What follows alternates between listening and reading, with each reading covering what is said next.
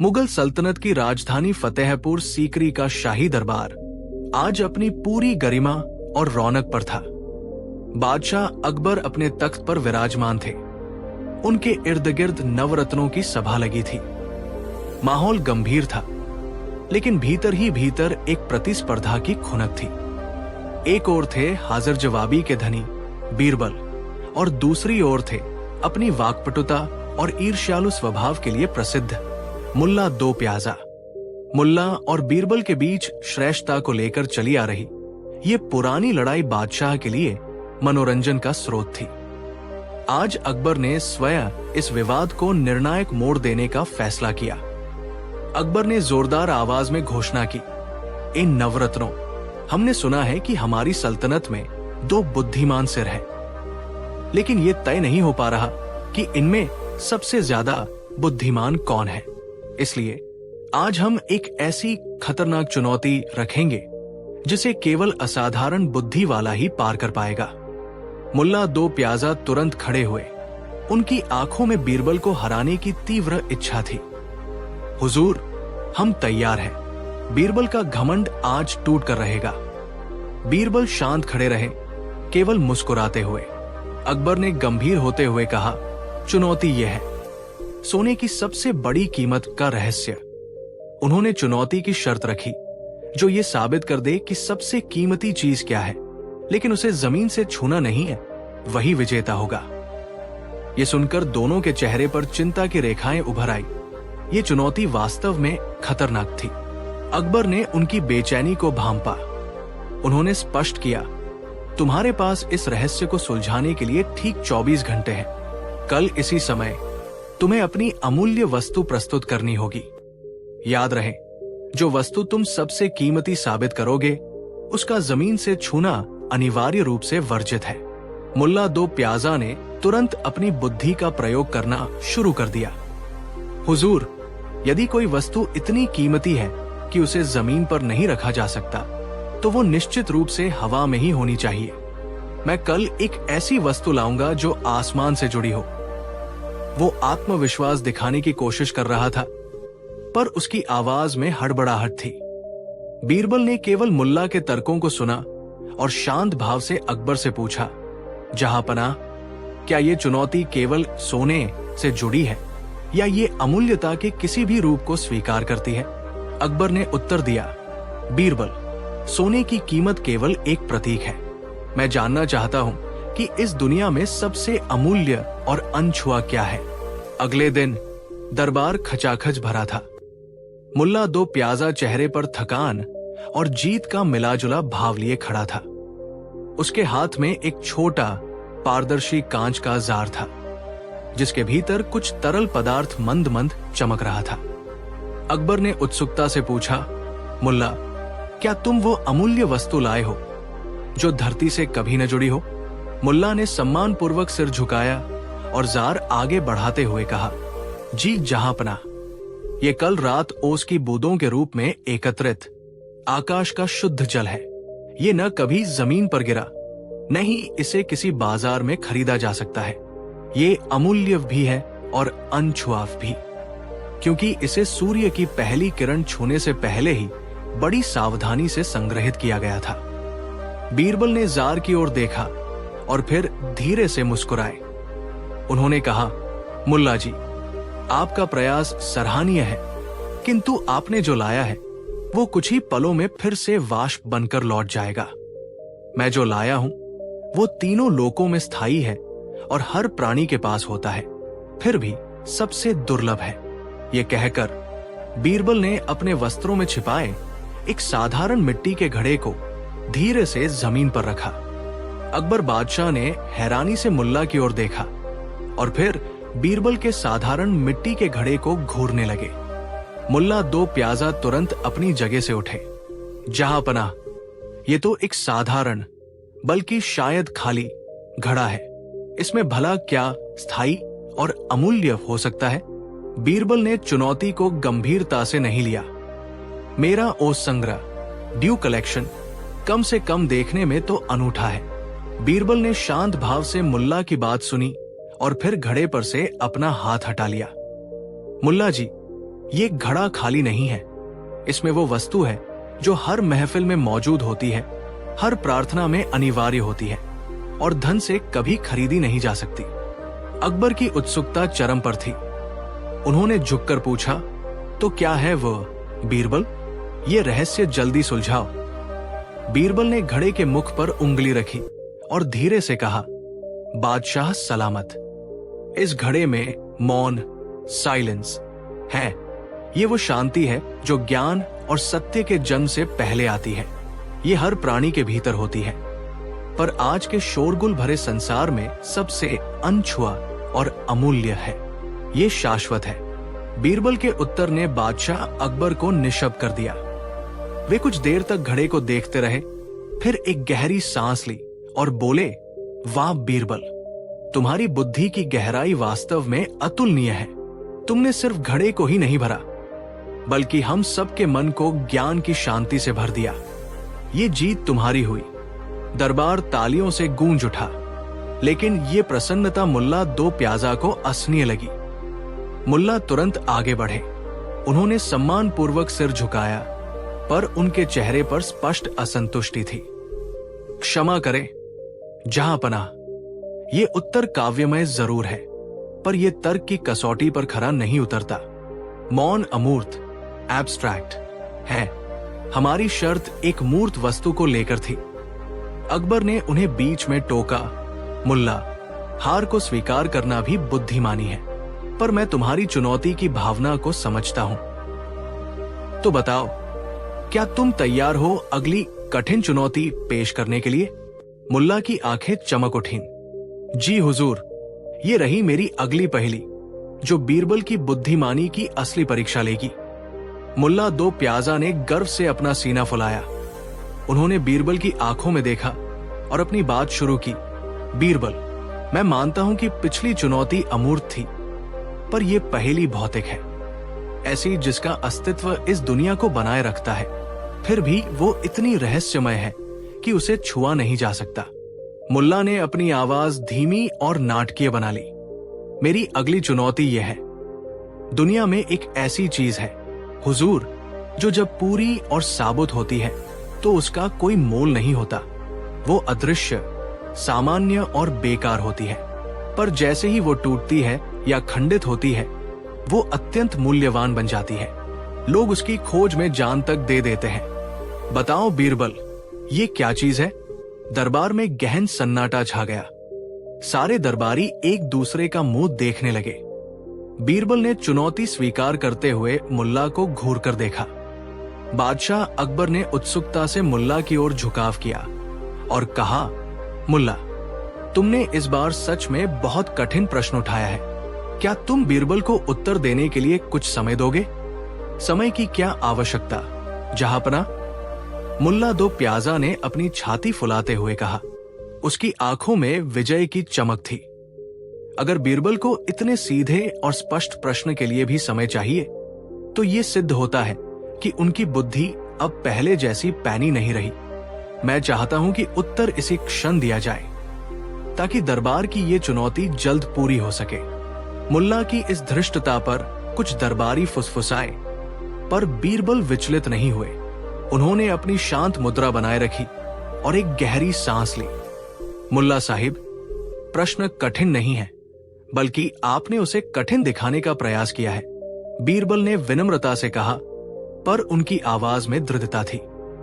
मुझे समय नहीं चाहिए। जिस वस्तु का आपने वर्णन किया है, वो संपूर्ण होने पर हमें दिखाई नहीं देती, पर टूटते ही उसकी कीमत इतनी बढ़ जाती है कि दुनिया उसे पूजने लगती है। जहांपनाह, उस गूढ़ वस्तु का नाम है इतिहास, हिस्ट्री। दरबार में अचानक हलचल मच गई। बादशाह अकबर चौंककर मुल्ला दो प्याजा की ओर देखने लगे। बादशाह अकबर चौंककर मुल्ला दो प्याजा की ओर देखने लगे। मुल्ला का चेहरा पहले तो हैरत से भर गया, फिर उनके माथे पर हल्की शिकन उभर आई। वो स्पष्ट रूप से अपनी योजना विफल होते देख रहे थे। मुल्ला साहिब, अकबर ने शांत स्वर में पूछा, क्या बीरबल का उत्तर सही है, या आपने किसी और गूढ़ वस्तु का ताना बाना बुना था? मुल्ला ने भारी मन से सिर झुकाया। जहांपनाह, मैं स्वीकार करता हूं। बीरबल ने जिस गहराई से मेरे प्रश्न को समझा है वो वास्तव में सराहनीय है। इतिहास ही वो वस्तु है जो संपूर्ण होने पर वर्तमान बन जाता है और अदृश्य रहता है, पर खंडित होने पर उसकी कहानियां अमर हो जाती है। बीरबल ने विनम्रता से हाथ जोड़े। अकबर की आंखों में संतोष और गर्व की चमक थी। वाह बीरबल, अकबर जोर से हंसे। तुमने फिर साबित कर दिया कि तुम्हारी बुद्धि की पहुंच कहां तक है। मुल्ला, तुमने चुनौती जरूर दी, पर बीरबल का ज्ञान उस चुनौती से कहीं बड़ा सिद्ध हुआ। दरबार तालियों की गड़गड़ाहट से गूंज उठा। मुल्ला दो प्याजा ने धीरे से बीरबल की ओर देखा। अगली बाजी के लिए प्रतिशोध की भावना उनके मन में हिलोरे ले रही थी। मुल्ला दो प्याजा चुपचाप अपने आसन पर लौटे। उनकी आंखों में हार की टीस थी, लेकिन होठों पर एक दृढ़ संकल्प की हल्की मुस्कान तैर रही थी। उन्होंने मन ही मन ठान लिया था कि अगली बार चुनौती केवल ज्ञान की नहीं बल्कि असंभव की होगी, जिसे स्वयं बीरबल भी आसानी से पार न कर पाए। अगली सुबह दरबार से बाहर निकलते ही मुल्ला सीधे अपने गुप्त आवास की ओर गए। उन्होंने अपने सबसे विश्वस्त सेवक को बुलाया और उसे एक विशिष्ट कार्य सौंपा। बीरबल शब्दों के मायाजाल में कुशल है, मुल्ला ने फुसफुसाया, परंतु क्या वह ऐसी पहेली सुलझा सकता है जो तर्क से परे हो? हमें कठिन चुनौती नहीं, बल्कि एक असंभव कामना सामने लानी होगी। सेवक ने जिज्ञासा से सिर झुकाया। मुल्ला दो प्याजा ने एक रहस्यमय कागज सामने रखा। जाओ और उस दरवेश को खोजो जो कहता है कि वो अतीत का स्वाद चख सकता है। हमें ऐसी चीज की आवश्यकता है जिसे अकबर मांग बैठे और बीरबल को उसे लाने के लिए सीधे देवताओं को चुनौती देनी पड़े। प्रतिशोध की ज्वाला अब पूरी तरह भड़क चुकी थी और मुल्ला ने अपनी अगली चाल के लिए जमीन तैयार करनी शुरू कर दी थी।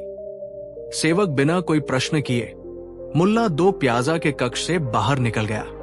उसने तुरंत शहर के सबसे पुराने और धूल भरे बाजारों में उस रहस्यमय दरवेश की खोज शुरू कर दी। 3 दिन बाद वो एक ऐसे वृद्ध व्यक्ति को वापस लाया जिसके बाल बर्फ जैसे सफेद थे और आंखें गहन ज्ञान से भरी थी। दरवेश का नाम पंडित अतीन्द्रिय था। मुल्ला दो प्याजा ने दरवेश का सम्मान किया और सामने रखे कागज की ओर इशारा किया। हम चाहते हैं कि बीरबल को ऐसी चुनौती दी जाए जो ब्रह्मांड की पहुंच से बाहर हो। पंडित अतीन्द्रिय ने कागज को छुआ और आंखें बंद कर ली। एक क्षण की चुप्पी के बाद उन्होंने शांत स्वर में कहा, बादशाह को बीते हुए कल की मीठी यादों की सुगंध चाहिए। वो सुगंध जो केवल आत्मा महसूस कर सकती है, जिसे किसी बोतल में बंद नहीं किया जा सकता। मुल्ला दो प्याजा का चेहरा खुशी से दमक उठा। अद्भुत! ये न तर्क है, न जादू, केवल निराकार कल्पना। बीरबल, अब तुम्हें उन चीजों को लाना होगा जो अस्तित्व में ही नहीं है।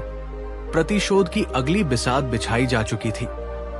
मुल्ला ने उसी शाम ये विचित्र मांग बादशाह अकबर के सामने रखने का निश्चय किया। उसी शाम मुल्ला दो प्याजा ने अपनी योजना को क्रियान्वित किया।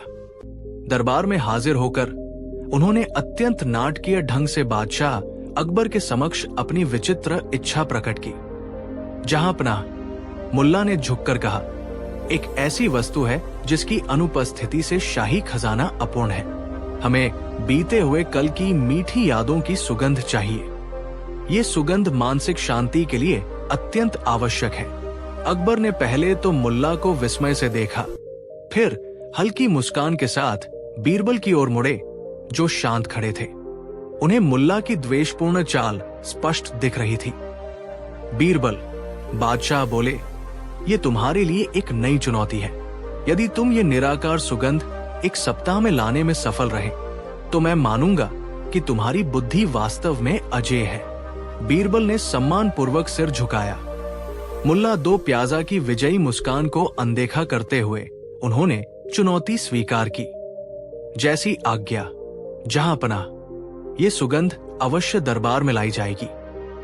मगर बीरबल जानते थे कि ये चुनौती पिछली सभी चुनौतियों से कहीं ज्यादा कठिन थी, क्योंकि उन्हें हवा को पकड़ना था। अगले ही दिन वो सुगंध की खोज में निकल पड़े। 3 दिन और 3 रातें बीरबल ने अथक प्रयास किया। उन्होंने तरह तरह के इत्रों की दुकानें छान मारी, दूर दराज के जंगलों में घूमकर दुर्लभ फूलों को सूंघा, लेकिन हर सुगंध का कोई न कोई भौतिक आधार था। चुनौती तो निराकार सुगंध लाने की थी, जिसे न छुआ जा सके और नहीं किसी पात्र में भरा जा सके। मुल्ला 2 प्याजा की चतुराई बीरबल को लगातार परेशान कर रही थी। चौथे दिन निराशा में डूबे बीरबल एक छोटे से गांव के बाहर एक बरगद के पेड़ के नीचे बैठ गए। वे आंखें बंद करके गहराई से विचार करने लगे। तभी पास के खेत से मिट्टी की सौंधी खुशबू हवा के झोंके के साथ उनकी ओर आई। बीरबल मुस्कुराए। उन्हें अचानक एहसास हुआ कि सुगंध को केवल महसूस किया जाता है, उसे खरीदने या बेचने के लिए उसे एक मूल्य देना होता है, और यदि वस्तु निराकार है तो उसका मूल्य भी निराकार ही होना चाहिए। उन्हें तुरंत समझ आ गया कि इस समस्या का हल भौतिक नहीं बल्कि विशुद्ध तार्किक होगा। उन्होंने राहत की सांस ली और तुरंत नगर वापस जाने का निश्चय किया।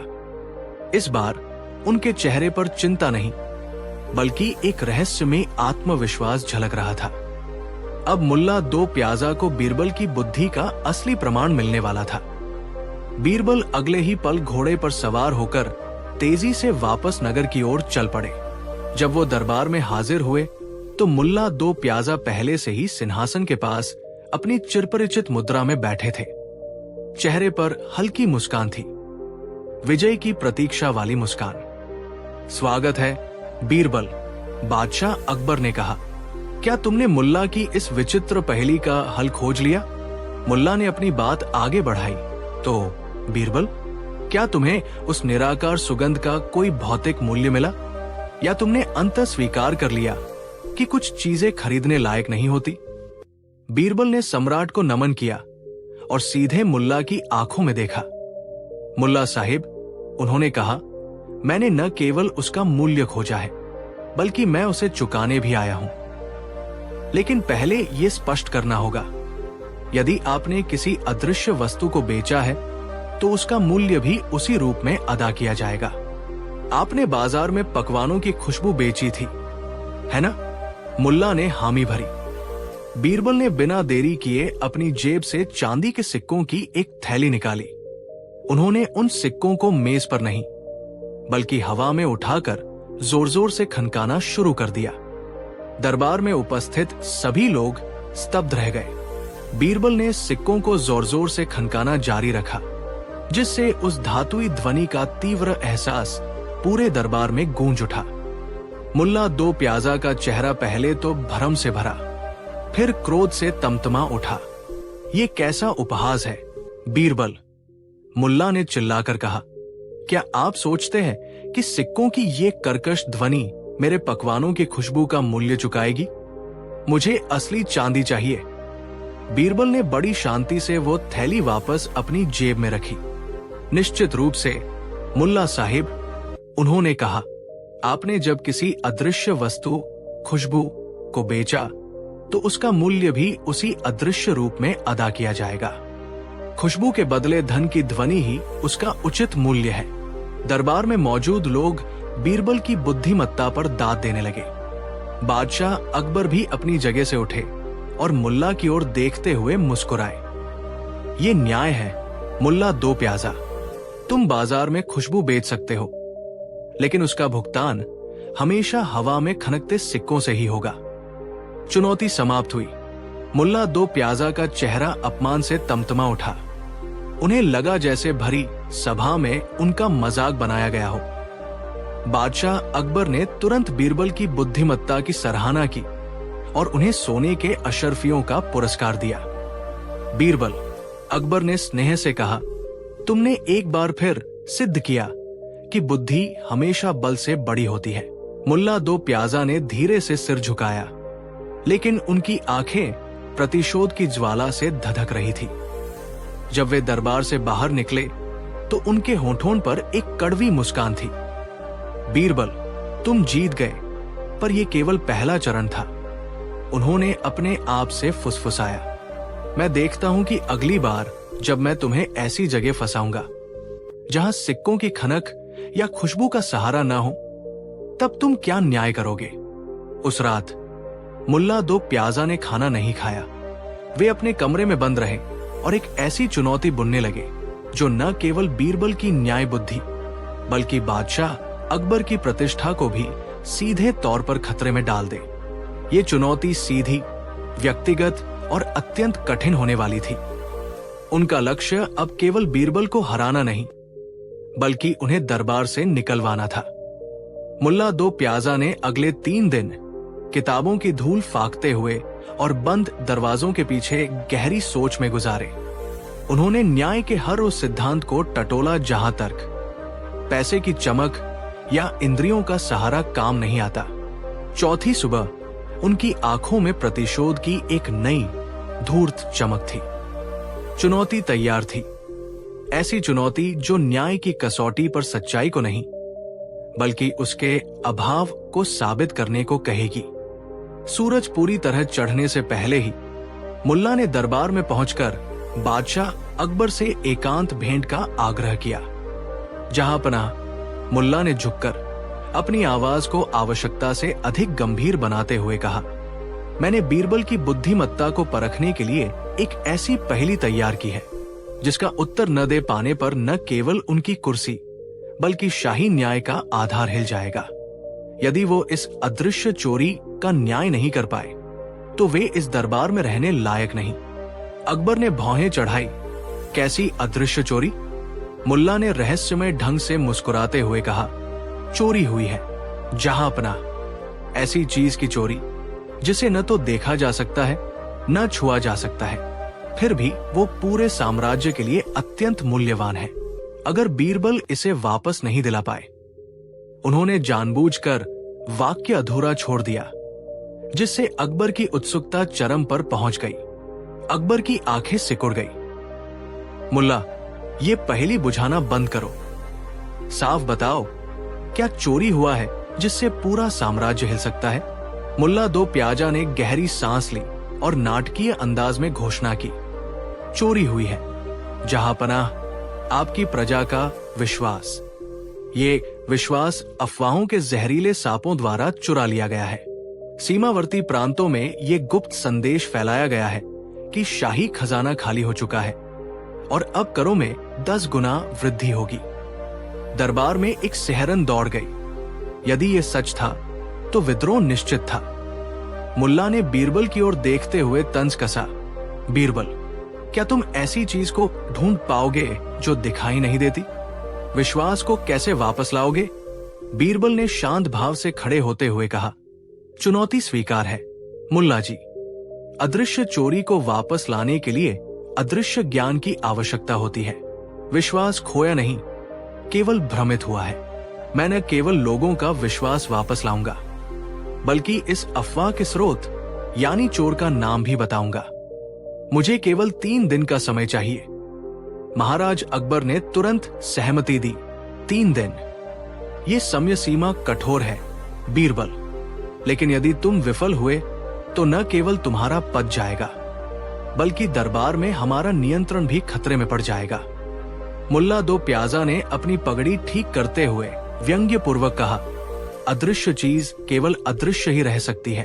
बीरबल, लगता है तुम अपनी अंतिम कोशिश में कुछ जादुई नाटक करने वाले हो। बीरबल ने मुल्ला की उपेक्षा की और सीधे महाराज की ओर मुड़े। मुझे कोई नाटक नहीं चाहिए महाराज, मुझे केवल एक मंच चाहिए जहां सत्य स्वयं को उजागर कर सके। मेरा पहला कदम यह है, कल सुबह होने से पहले शहर के सबसे व्यस्त चौराहे पर एक बड़ी और चमकीली घंटी लटवाई जाए। साथ ही एक घोषणा की जाए कि चोर का नाम घंटी बजाने वाले की आवाज में छिपा है। जिसने भी विश्वासघात किया है उसे डर सताएगा और वह चुपचाप उस घंटी को छूकर कसम खाएगा कि उसने कोई अपराध नहीं किया है। दरबार में कौतूहल फैल गया। क्या मात्र एक घंटी से चोर पकड़ा जा सकेगा? मुल्ला दो प्याजा हंसने ही वाले थे कि बीरबल ने अपनी बात पूरी की। घंटी नहीं महाराज, ये एक भय का दर्पण होगा। महाराज अकबर बीरबल की इस अनोखी रणनीति से अत्यंत प्रभावित हुए। उन्होंने तुरंत सिपाहियों और कारीगरों को आदेश दिया कि घंटी लगाने का कार्य बिना किसी विलंब के आज रात ही पूरा किया जाए। बीरबल, महाराज बोले, यदि ये युक्ति सफल होती है तो तुम वास्तव में बुद्धि के सर्वोच्च शिखर पर विराजमान हो। मुल्ला दो प्याजा ने होंठ दबाए। उनकी आंखें जलन से सिकुड़ी हुई थी। उन्होंने दबी आवाज में फुसफुसाया, महाराज, माफी, पर यह टोटका मात्र है। चोर इतना मूर्ख नहीं होगा कि वो स्वयं आकर घंटी बजा दे। बीरबल मुस्कुराए। घंटी बजाने की जरूरत ही क्या है मुल्ला जी? चोर को घंटी से दूर रहना है, यही उसका पहला डर होगा। अगले दिन सुबह भव्य पीतल की वो घंटी शहर के सबसे व्यस्त चौराहे पर ऊंचाई पर लटकी हुई थी। चारों ओर विशाल भीड़ जमा थी। सभी नागरिक, व्यापारी, यहां तक कि संतरी भी ये देखने आए थे कि कौन सा भयभीत व्यक्ति सबसे पहले न्याय की इस कसौटी का सामना करने की हिम्मत करेगा। घंटी पूरी तरह शांत थी। किसी ने भी उसे छूने की हिम्मत नहीं की। डर और उत्सुकता का मिश्रण हवा में तैर रहा था। तभी बीरबल ने एक नया निर्देश जारी किया। महाराज की आज्ञा है, प्रत्येक दरबारी और संदेह के घेरे में आया हर व्यक्ति एक एक करके इस घंटी के नीचे से गुजरेगा। बीरबल के निर्देश पर दरबारियों की पंक्ति धीरे धीरे आगे बढ़ने लगी। सबसे पहले एक साधारण संतरी घंटी के नीचे से गुजरा। घंटी शांत रही। संतरी राहत की सांस लेकर आगे बढ़ा। अगली बारी थी मुख्य खजांची की, जिनके खिलाफ धन के गबन के अस्पष्ट आरोप थे। खजांची कांपते हुए घंटी की ओर बढ़े। मुल्ला दो प्याजा ने किनारे से व्यंग्य किया, ये कैसा जादू है बीरबल? ये पीतल का टुकड़ा कैसे निर्णय देगा? बीरबल ने मुस्कुराते हुए उत्तर दिया, मुल्ला जी, ये निर्णय नहीं देगा, ये केवल सत्य की पहली आहट देगा। जैसे ही खजांची घंटी के ठीक नीचे पहुंचे, घंटी से एक धीमी दबी हुई सी खड़खड़ाहट आई और फिर तुरंत बंद हो गई। हालांकि ये बहुत हल्की थी, पर चारों ओर मौजूद भीड़ में फुसफुसाहट फैल गई। बीरबल ने संकेत दिया, अगला। अब मुल्ला दो प्याजा की बारी थी और उनके चेहरे पर चिंता की रेखाएं उभर आई। वो जानता था कि बीरबल की चुनौतियां कभी सीधी नहीं होती। वो ठसक से आगे बढ़ा। मुल्ला दो प्याजा ने अपने भारी भरकम शरीर को सावधानी से घंटी के ठीक नीचे रखा। वो बेहद धीमे कदम उठा रहा था। हर अगला कदम रखते समय उसकी सांस थम जा रही थी। उसने ऊपर टिकी हुई पीतल की घंटी पर अपनी आंखें जमाए रखी, मानो उसे शांत करने की कोशिश कर रहा हो। लेकिन जैसे ही उनका पग निश्चित स्थान पर पड़ा, घंटी ने टन की एक स्पष्ट, तेज आवाज की। ये पिछली खड़खड़ाहट से कहीं अधिक तीव्र और तीखी थी, जो पूरे दरबार में गूंज उठी। मुल्ला जी का आत्मविश्वास एक पल में उड़ गया। उनके माथे पर पसीना आ गया। ये क्या बेहुदा मजाक है बीरबल? मुल्ला दो प्याजा ने हकलाते हुए कहा, ये तो साफ जाहिर है कि ये पुरानी घंटी बस यूं ही बज गई होगी। इसमें कोई सत्य नहीं है। बीरबल ने अपनी मुस्कान गहरी की। मुल्ला जी, सत्य कभी पुराने नहीं होते और हवा केवल ईमानदार लोगों के लिए ही शांत रहती है। उन्होंने शांति से कहा, चुनौती अभी खत्म नहीं हुई है। अब आखिरी व्यक्ति, बीरबल के सबसे प्रिय शत्रु हकीम खातिन को बुलाया जाए। दरबार में एक गहरा सन्नाटा छा गया। हकीम खातिन ने शाही शान के साथ प्रवेश किया। वो दुबला-पतला, किंतु अपनी आंखों में घोर चालाकी और अहंकार लिए हुए था।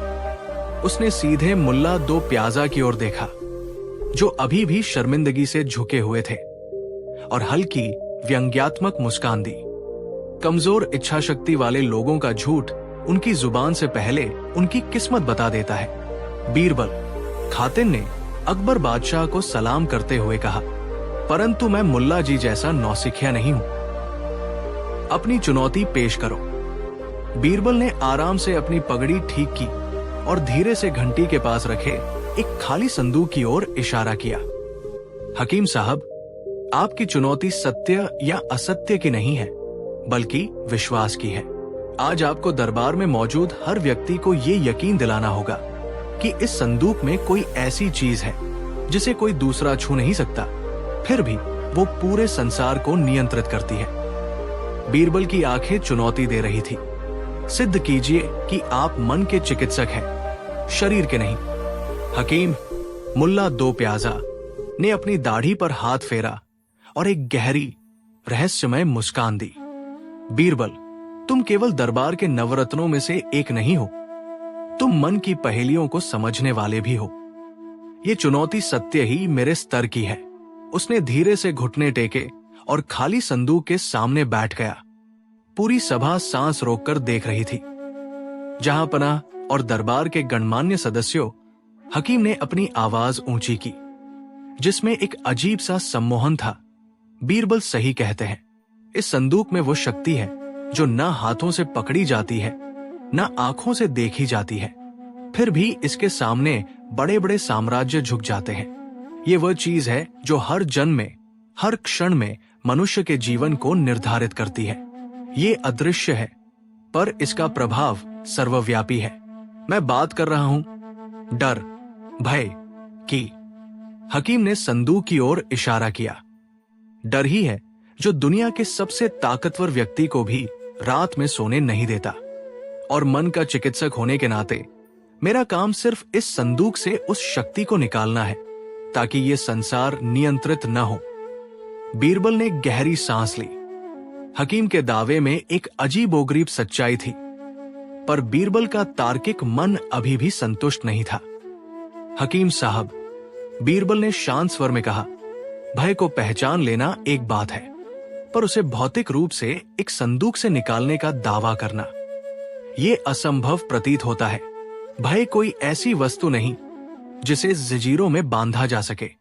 यदि आपने इसे वश में करने का कोई उपाय खोजा है तो कृपया उसे स्पष्ट करें। मुल्ला दो प्याजा ने माथे पर बल डालते हुए आपत्ति जताई।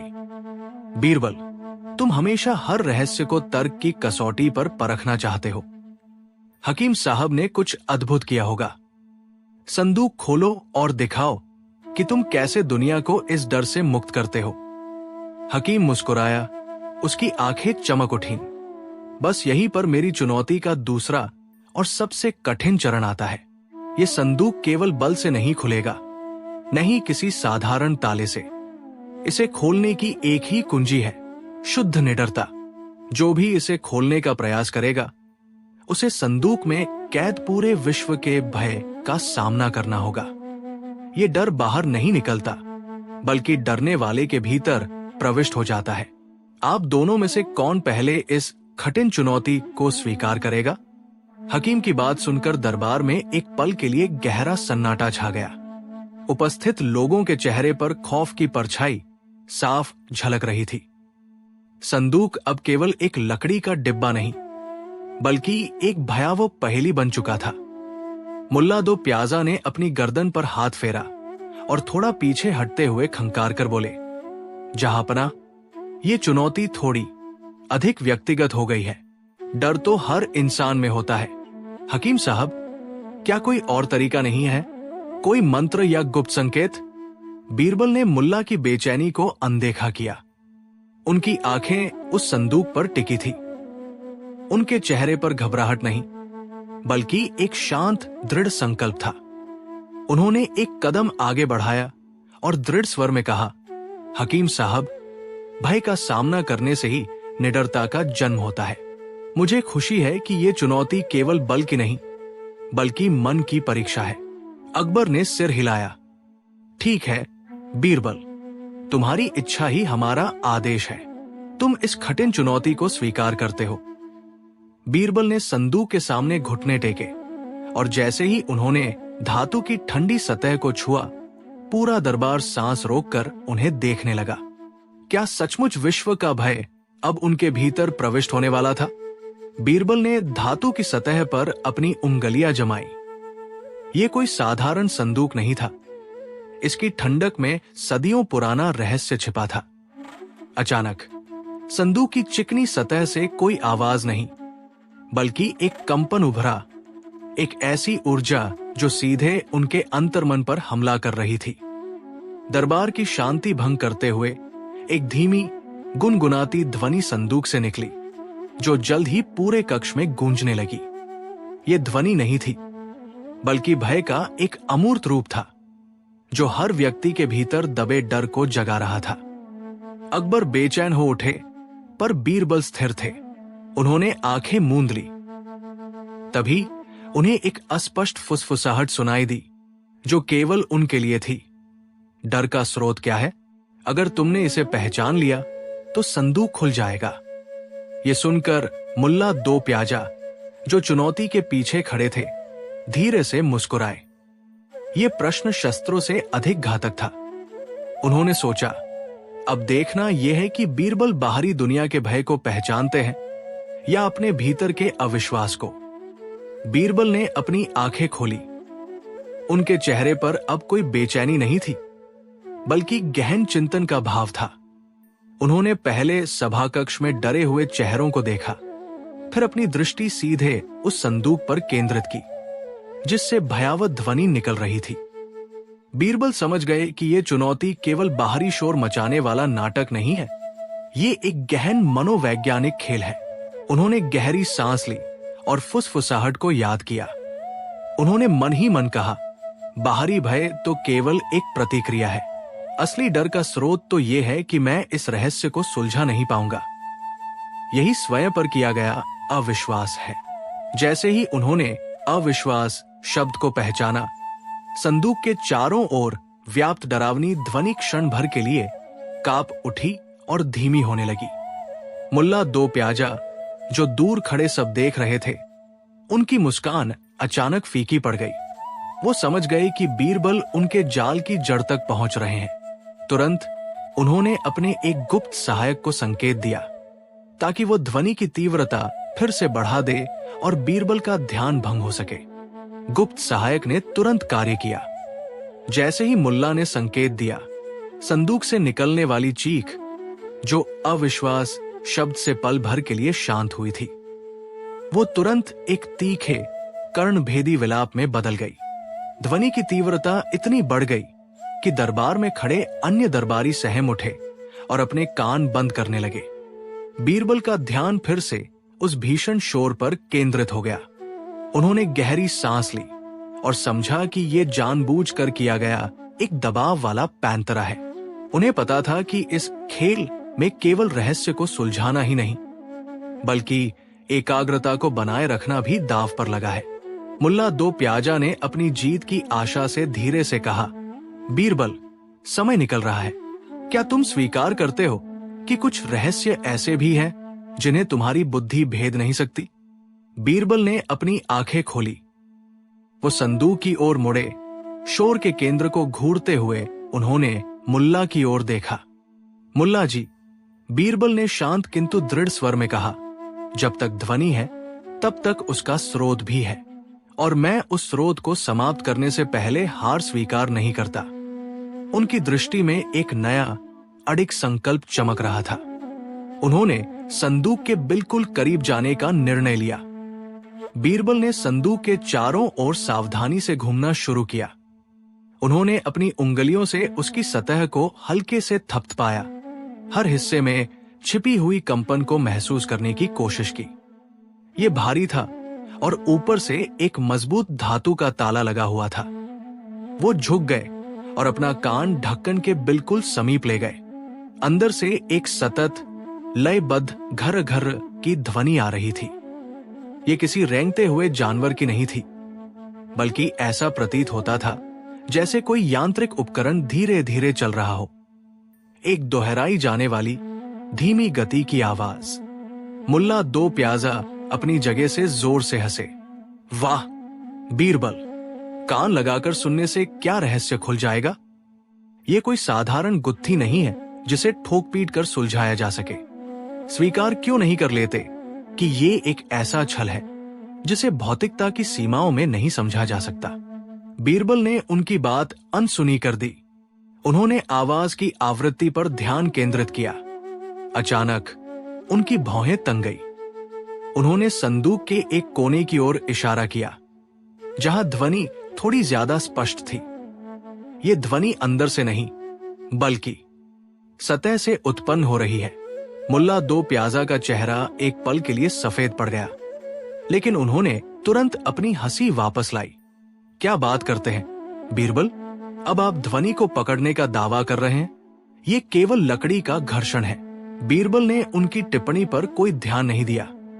उन्होंने संदूक के उस विशिष्ट कोने पर अपनी उंगली रखी जहां कीलक की पकड़ ढीली थी। उन्होंने धीरे से उस बिंदु पर दबाव डाला, जैसे किसी छिपी हुई कुंजी को दबा रहे हों। एक क्षण की पूर्ण चुप्पी छा गई। संदूक से आ रही वो धीमी, निरंतर गुंगूक की आवाज, जो पूरे दरबार को चकरा रही थी, अचानक रुक गई। जहां पनाह, बीरबल ने विजयी मुस्कान के साथ कहा। यह छल सतह के भीतर था। ध्वनि अंदर से नहीं आ रही थी, बल्कि लकड़ी की पतली परत के नीचे फिट किए गए एक छोटे स्प्रिंग लोड किए गए यंत्र से पैदा हो रही थी। मैंने केवल उस यंत्र का संतुलन बिगाड़ दिया है। उन्होंने मुल्ला दो प्याजा की ओर देखा। ये न तो भूतिया संदूक है, न ही भौतिकता से परे कोई रहस्य। ये केवल भौतिकी का एक चतुर अनुप्रयोग है। मुल्ला दो प्याजा का चेहरा अपमान और पराजय के भाव से लाल पड़ गया। उनका सारा आत्मविश्वास धूल में मिल चुका था। वो कुछ कहने के लिए होंठ खोलते, लेकिन शब्द उनके गले में ही अटक जाते। मुल्ला, बादशाह अकबर ने गंभीर किंतु नियंत्रित स्वर में पूछा। बीरबल ने केवल इस रहस्य का पर्दाफाश नहीं किया है, बल्कि तुम्हारे इरादे को भी उजागर कर दिया है। इतनी सस्ती युक्ति का सहारा क्यों लिया गया? मुल्ला ने नजरें झुका ली। जहांपनाह, मैं अपनी गलती स्वीकार करता हूं। मैं केवल यह सिद्ध करना चाहता था कि दरबार में कोई ऐसा रहस्य भी हो सकता है जिसका हल बीरबल के पास न हो। बीरबल ने विनयपूर्वक आगे बढ़कर कहा, जहांपनाह, सत्य को चुनौती नहीं दी जा सकती। विज्ञान और तर्क हमेशा भ्रम पर हावी रहेंगे। मुल्ला साहब का यांत्रिक ज्ञान सराहनीय है, पर अगली बार उन्हें इसे किसी रचनात्मक कार्य में लगाना चाहिए, न कि छल में। दरबार ने बीरबल की बुद्धिमत्ता की सराहना में जोरदार तालियां बजाई। बादशाह अकबर ने अब मुल्ला दो प्याजा की ओर देखा, जिनकी आंखें शर्म से झुकी हुई थी। मुल्ला, बादशाह ने शांत स्वर में कहा, हमने तुम्हें क्षमा किया। तुम्हारी प्रतिभा अमूल्य है, पर जब ये ईर्ष्या से प्रेरित होती है तो ये कड़वाहट के अलावा कुछ नहीं देती। ये याद रखो, बीरबल इस दरबार का सिर्फ एक मंत्री नहीं, बल्कि हमारी बुद्धिमत्ता का प्रतीक है। मुल्ला ने सिर झुकाकर आज्ञा पालन किया। हालांकि उनके चेहरे पर अब भी एक जटिल भाव था, हार का दुख और अगली बार बेहतर योजना बनाने का संकल्प। बीरबल ने दरबारी की ओर मुड़कर कहा, आशा है मुल्ला साहब अपनी अगली खोज किसी पुल या नहर के निर्माण में लगाएंगे। दरबार फिर हंस पड़ा। तभी एक संदेशवाहक तेजी से अंदर आया। उसने झुककर अकबर को एक सीलबंद शाही फरमान सौंपा। फरमान पढ़कर अकबर के चेहरे पर चिंता की रेखाएं उभर आई। ये क्या है? उन्होंने फुसफुसाते हुए कहा, किसी पड़ोसी राज्य ने एक ऐसी कठिन चुनौती भेजी है जिसका समाधान यदि जल्द न हुआ तो हमारे राज्य को बड़ा नुकसान उठाना पड़ सकता है। अकबर ने गंभीर होकर बीरबल की ओर देखा। ये चुनौती मुल्ला के छल से कहीं अधिक वास्तविक और खतरनाक थी। अकबर ने भारी मन से शाही फरमान को मेज पर रखा। ये चुनौती केवल एक पहेली नहीं है, उन्होंने कहा। उनकी आवाज में उदासी थी। पड़ोसी राज्य ने हमारी राजधानी से बहने वाली जीवनदायिनी नदी के पानी को मोड़ने की धमकी दी है, जब तक कि हम उनके द्वारा भेजी गई 3 कठिन पहेलियों का उत्तर न दे दें। उनका दावा है कि ये पहेलियां इतनी जटिल है कि कोई भी इंसान इन्हें सुलझा नहीं सकता। पूरे दरबार में तुरंत हलचल मच गई। मुल्ला दो प्याजा, जो कुछ देर पहले उपहास का पात्र बने थे, तुरंत उछल पड़े। जहांपनाह, ये तो मेरे लिए एक आसान काम है। मुझे अवसर दें। मैं अभी जाकर उन मूर्खों को उनकी पहेलियों का जवाब देता हूं। बीरबल ने मुल्ला की अति आत्मविश्वास भरी टिप्पणी पर ध्यान न देते हुए अकबर से अनुरोध किया, महाराज, कृपया पहेलियां जाहिर करें। हमें शत्रु की चाल को समझने की आवश्यकता है, न कि जल्दबाजी में प्रतिक्रिया देने की। अकबर ने बीरबल की गंभीरता की सराहना की और संदेशवाहक को आदेश दिया कि वो तुरंत वह रहस्यमय पत्र दरबार में सबके सामने पढ़े जिसमें वे तीनों कठिन चुनौतियां लिखी थी। तनाव की एक मोटी चादर पूरे दरबार को ढक चुकी थी। अब यह स्पष्ट था कि ये मुकाबला मुल्ला के अहंकार बनाम बीरबल की बुद्धिमत्ता के बीच होने वाला था। संदेशवाहक ने कांपते हाथों से पत्र को आंखों के सामने सीधा किया। दरबार की चुप्पी इतनी गहरी थी कि हर किसी को अपनी सांसों की आवाज सुनाई दे रही थी। उसने भारी और अस्पष्ट आवाज में वो गुप्त संदेश पढ़ना शुरू किया जिसने सदियों से बुद्धिजीवियों को उलझाया है। पहली कठिन चुनौती यह है, संसार में सबसे जल्दी कौन सी चीज यात्रा करती है जिसे न तो देखा जा सकता है और नहीं छुआ जा सकता है? दूसरी चुनौती, एक ऐसे बर्तन का नाम बताओ जो कभी पानी से भरता नहीं, चाहे तुम कितना भी डालो। और तीसरी सबसे विकट चुनौती, यदि एक बुद्धिमान व्यक्ति झूठ बोल रहा हो तो उसकी सच्चाई को बिना प्रश्न पूछे कैसे साबित किया जा सकता है? तीनों पहेलियां सुनते ही दरबार में उपस्थित सभी दरबारी सकते में आ गए। मुल्ला दो प्याजा का अतिआत्म विश्वास तुरंत भाप बनकर उड़ गया।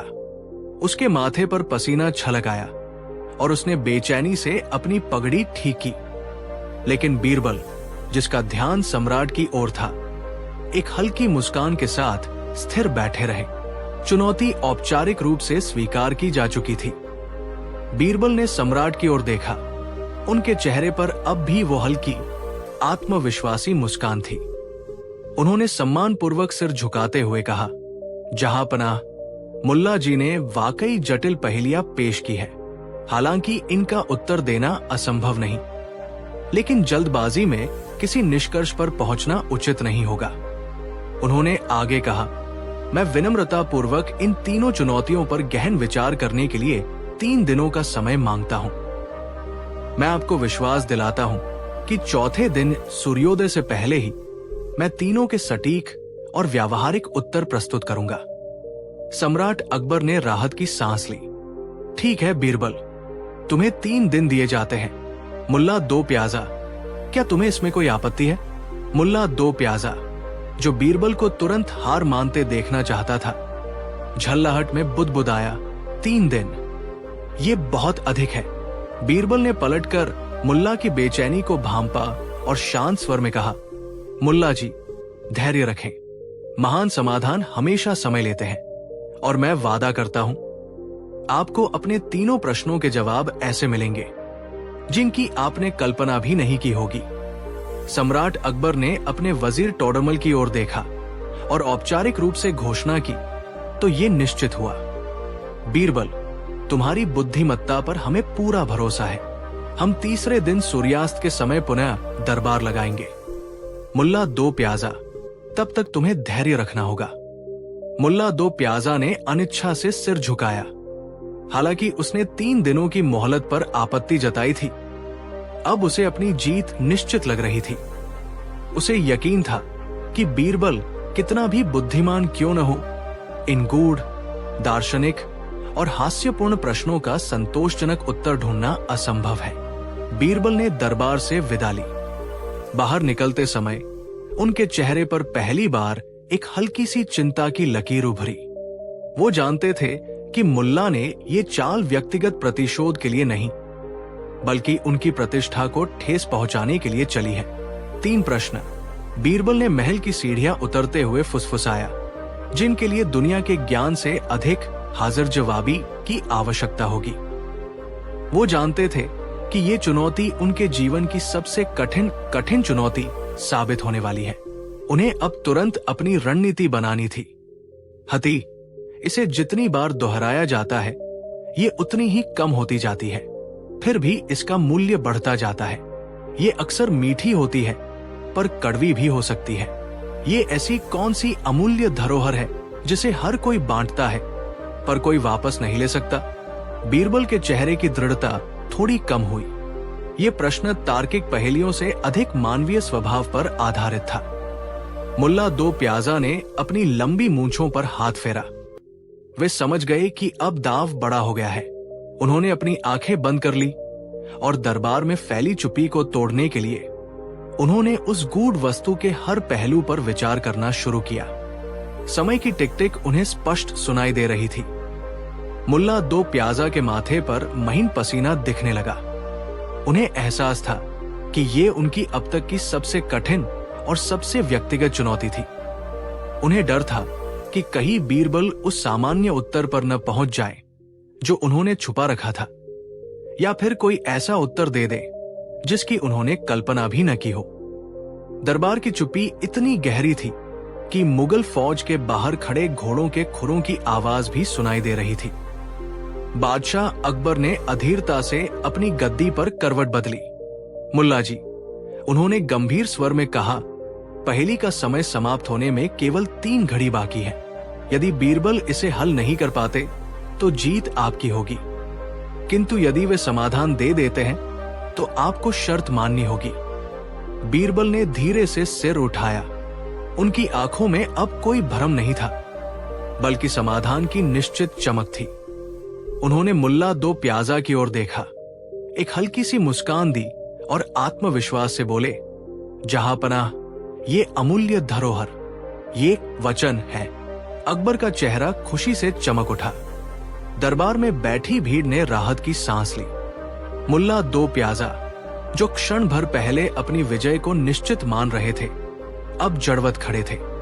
उनके माथे पर पसीने की बूंदें झलक आई। मुल्ला जी, बादशाह ने अपने सिंहासन से उठते हुए पूछा, क्या बीरबल का जवाब सही है? क्या वह अमूल्य धरोहर जिसे तोड़ा नहीं जा सकता वास्तव में वचन है? मुल्ला दो प्याजा ने भारी मन से सिर झुकाया। उनके चेहरे पर पराजय का भाव स्पष्ट था, फिर भी वे अपनी गरिमा बनाए रखने की कोशिश कर रहे थे। जी, जहांपनाह, उन्होंने दबी हुई आवाज में स्वीकार किया।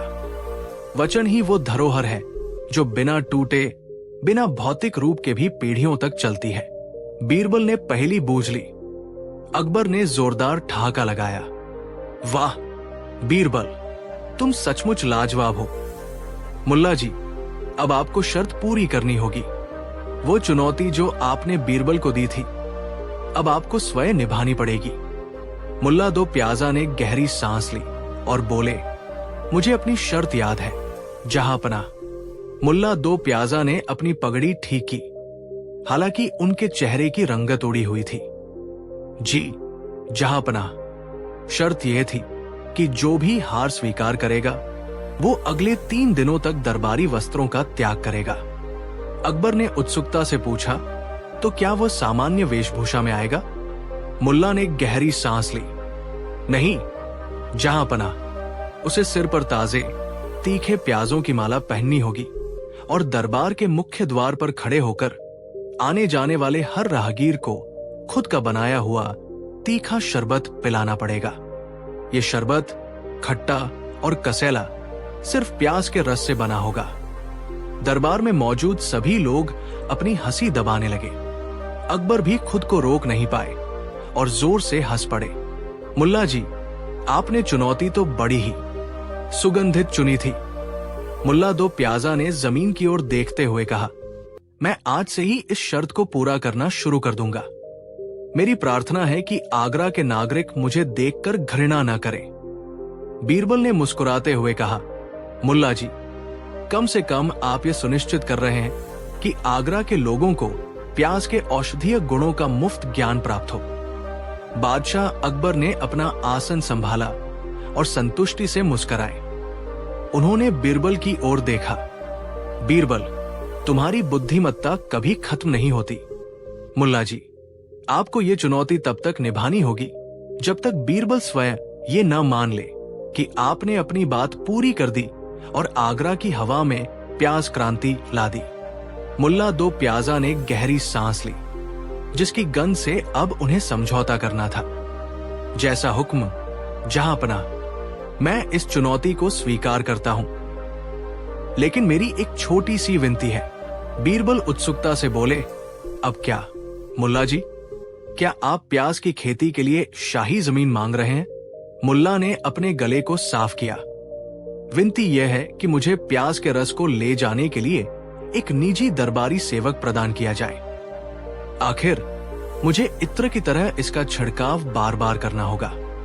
मुझे डर है कि कहीं मेरा शाही इत्र रास्ते में ही खत्म न हो जाए। ये सुनकर दरबार में ठहाके गूंज उठे। अकबर ने तुरंत आज्ञा दी कि मुल्ला दो प्याजा को रस ले जाने के लिए एक छोटा चांदी का पात्र और एक सहायक दिया जाए। चांदी का पात्र और सहायक मिलते ही मुल्ला दो प्याजा की आंखें चमक उठीं। उन्होंने तुरंत प्याज के रस से वो पात्र भरवाया और अपने सहायक को कसकर पकड़ने का निर्देश दिया। मुल्ला ने गर्व से एक कदम आगे बढ़ाया और अपनी सफेद दाढ़ी पर रस की कुछ बूंदें छिड़की। बीरबल, जो ये सारा तमाशा देख रहे थे, धीरे से मुस्कुराए। वाह मुल्ला जी, बीरबल ने चुटकी ली। लगता है आपने अपनी इस सुगंध को पूरे दरबार में फैलाने की पूरी तैयारी कर ली है। लेकिन क्या आप जानते हैं, चुनौती कठिन है। मेरे गुलाब और चंदन के इत्र की महक मीलों दूर तक जाती है, जबकि आपका रस एक क्षण में ही वाष्पित हो जाता है। मुल्ला दो प्याजा ने तुरंत बीरबल की बात काटी। बस बीरबल जी, अब सिर्फ महक की बात नहीं है, ये तो सम्मान की बात है। मैं साबित करूंगा कि प्याज की सादगी महंगी चीजों से कहीं ज्यादा प्रभावी होती है और उसकी महक एक बार लग जाए तो आसानी से जाती नहीं। अकबर ने सिंहासन से घोषणा की, तो फिर देर किस बात की? हम अगले 3 दिनों तक मुल्ला जी के इस नए शाही इत्र का अनुभव लेंगे, जिसकी महक सबसे लंबे समय तक टिकी और जिसने लोगों पर सबसे अधिक प्रभाव डाला, वही विजेता होगा। मुल्ला दो प्याजा तुरंत अपने स्थान से उछल पड़े। उनके चेहरे पर विजय की पहली झलक थी। जहांपनाह, मैं इस चुनौती के लिए अभी से तैयारी शुरू करता हूं। यह कोई साधारण प्याज नहीं होगा, बल्कि विशेष रूप से तैयार किया गया शुद्ध इत्र प्याज होगा। बीरबल ने शांत मुद्रा में उन्हें जाते देखा और मुस्कुराते हुए कहा, मुल्ला जी, महक कपड़ों से आती है, लेकिन प्रभाव व्यक्तित्व से आता है। जरा संभल कर, कहीं आपकी महक दरबारियों को रुला न दे। मुल्ला जी ने इस उपहास को अनसुना कर दिया। वो सीधे शाही भंडारगृह पहुंचे और वहां उन्होंने सर्वोत्तम तीखे लाल प्याजों का ढेर लगवा दिया। उन्होंने उन प्याजों को घंटों तक तेल में धीमी आंच पर पकाया और उस गाढ़े अर्क को निकालकर अपने पूरे वस्त्राभूषण पर छिड़कना शुरू किया। जब वो अगली सुबह दरबार पहुंचे तो उनकी उपस्थिति दर्ज कराने के लिए किसी घोषणा की आवश्यकता नहीं थी। हवा में एक तीखी, अनूठी और बेहद स्पष्ट सुगंध पहले ही पहुंच चुकी थी। बीरबल ने सादगी बनाए रखी। उन्होंने बस गुलाब और चंदन के सामान्य इत्र का प्रयोग किया और पूरे आत्मविश्वास के साथ मुल्ला जी के सामने खड़े हो गए। पहला दिन शुरू हो चुका था। दरबार में मुल्ला दो प्याजा का आगमन किसी तूफान से कम नहीं था। उनके पास से आती तीखी, घुली हुई प्याज की गंध इतनी प्रबल थी कि कई दरबारियों को अपनी नाक और मुंह पर दुपट्टा रखना पड़ा। यहां तक कि स्वयं बादशाह अकबर भी थोड़ी देर के लिए असहज हो गए। मुल्ला जी, अकबर ने अपनी खांसी दबाते हुए कहा, आपकी तैयारी तो बेजोड़ है।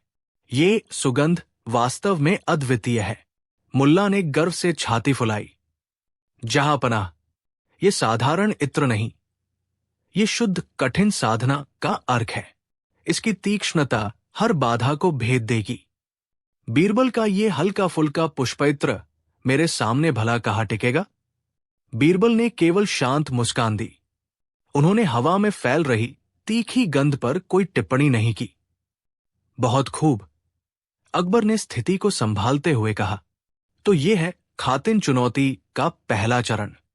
गंध की श्रेष्ठता के साथ साथ आपको 3 दिनों के भीतर दरबार की सबसे जटिल समस्या का समाधान भी खोजना होगा, बिना अपने इत्र को नवीनीकृत किए।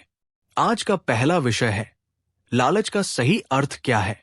मुल्ला दो प्याजा ने अपनी छाती फुलाई, लेकिन तीखे इत्र की गंध अब उसके अपने सिर पर भी भारी पड़ने लगी थी।